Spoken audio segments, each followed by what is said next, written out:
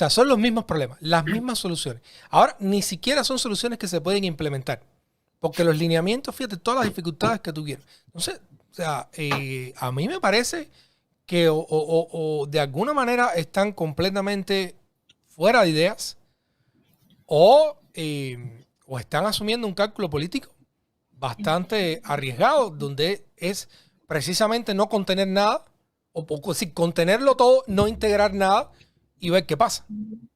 Yo creo que ellos están partiendo de una fórmula que les ha funcionado hasta ahora. Es decir, ellos han tenido o han establecido un sistema, que el sistema no ha sido lineal ni ha sido el mismo, pero tiene más o menos las mismas bases.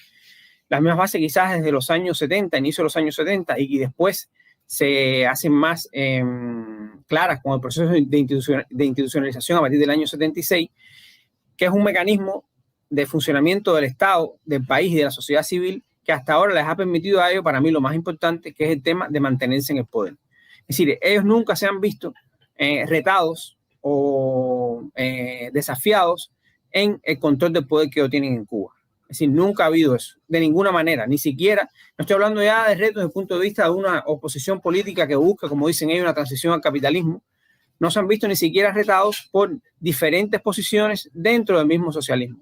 Como mismo pasó, por ejemplo, como sí pasó, por ejemplo, en China, con el momento que está Mao Zedong, que hay cambio en política, en que hay como una nueva generación que prevé una nueva forma de hacer el socialismo, llamado socialismo de mercado, que sí retó esa forma tradicional o la forma en que Mao veía el socialismo en China. Es decir, eso en Cuba no ha pasado. Es decir, por eso es que se habla de continuidad y se dice claramente que es continuidad. Por tanto, si tú no ves en riesgo o no crees que tu poder, el ejercicio del poder está en riesgo, tú no tienes necesidad de cambiar nada. ¿Para qué vas a cambiar algo si a ti te funciona? Más allá de que sabemos de todas las necesidades y todos los problemas que tiene el pueblo cubano, pero esas necesidades y esos problemas del pueblo cubano no lo vive la clase política dirigente en Cuba, o por lo menos no lo vive directamente, o lo vive de una manera diferente.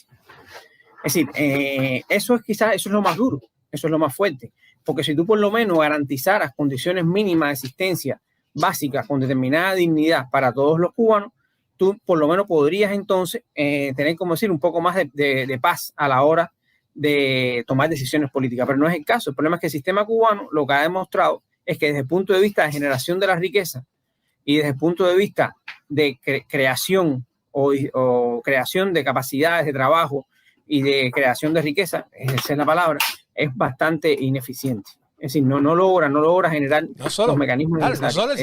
No solo el sistema cubano, todos los sistemas que antes del cubano han tenido un modelo económico similar. Ninguno ha podido, en mi opinión, ninguno ha podido ofrecer un resultado medianamente aceptable. Al revés, la Unión Soviética se ahogó en deuda, se ahogó en la ineficiencia. Entonces, a mí me resulta esto que en el peor momento, pues evidentemente todavía están defendiendo esta bandera. Estoy de acuerdo contigo en que, obviamente, si tú sientes que tienes el control del poder y que no hay ninguna competencia política, pues tú puedes mantener esta fórmula, ¿no? Pero, ¿están así?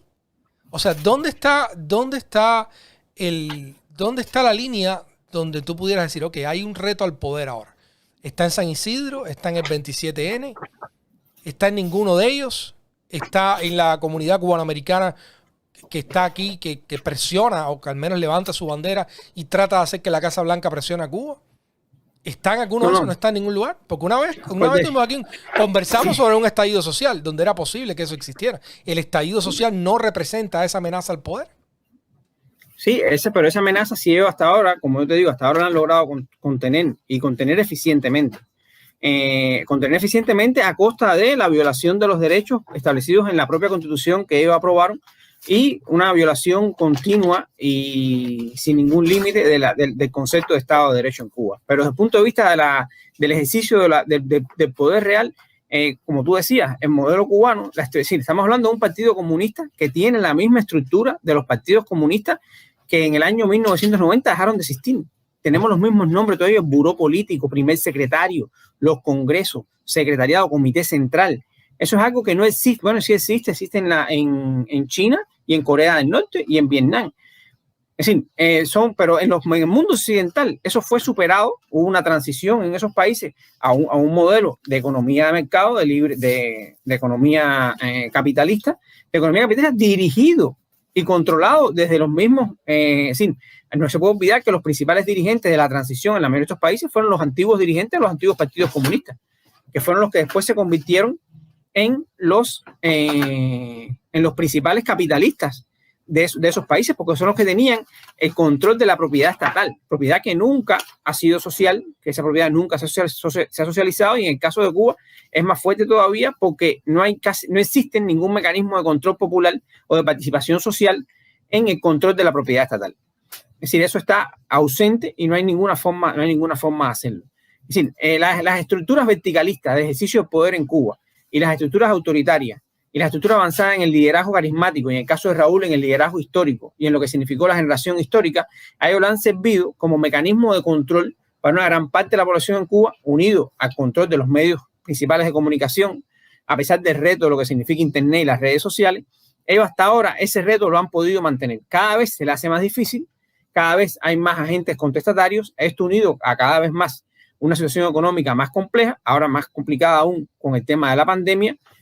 Le sumas a esto el ingrediente del bloqueo y de las políticas de Estados Unidos contra Cuba, y la situación a ellos se les hace muy, muy difícil, pero a la vez muy clara, porque mientras tú tengas el fantasma, tú lo decías al inicio de tu programa, tengas el fantasma y tengas la presencia de un enemigo externo que trata de subvertir el régimen y lograr un cambio de régimen en Cuba, siempre te va a servir eso para nuclear todas las fuerzas y para lograr entonces que todo movimiento de oposición o todo movimiento, no es ni siquiera de oposición, es que la sociedad cubana, se puede decir de una manera metafórica, el mundo funciona a nivel digital, a nivel de 5G, y la sociedad cubana todavía está a nivel analógico. Es decir, la forma de hacer las decisiones de política en Cuba, las formas de medir el impacto de las políticas en Cuba, la transparencia, eso en Cuba estamos hablando casi de ciencia ficción. Es decir, no se logra materializar, más allá de la capacidad instalada que tienen los cubanos que están en muchos puestos importantes en Cuba. Es decir, hay que hacer una salvedad. Es decir, muchas veces se piensa que todo el gobierno cubano y todas las personas que tienen algún tipo de responsabilidad dentro del gobierno cubano son todos, como decir, dictadores o tiranos que funcionan con este lenguaje que se utiliza aquí en Miami. No todo es así. Es decir, en ese grupo hay personas que son muy capaces, personas que tienen muy buena voluntad y que quieren trabajar para que Cuba sea un país mejor y que honestamente creen en el modelo que están defendiendo. Eso no quita que haya otro grupo grande de personas que se sientan beneficiados con el ejercicio del poder y que logren, es decir, y que de hecho vivan mejor que la mayoría de las personas, y que lo más importante para ellos sea mantener el poder. No es ninguna sorpresa, todos los pronunciamientos que hacen, todo el llamado, se cae en lo mismo, y por eso digo que el tema de la continuidad es muy claro. Repetir de nuevo que la unidad está en el partido, que el partido es la única solución, que cualquier cosa que sea diferente al partido en una llamada falsa democracia no puede hacerse, y por otro lado se dice que se tiene que buscar más formas diferentes de participación. Hay muchas contradicciones,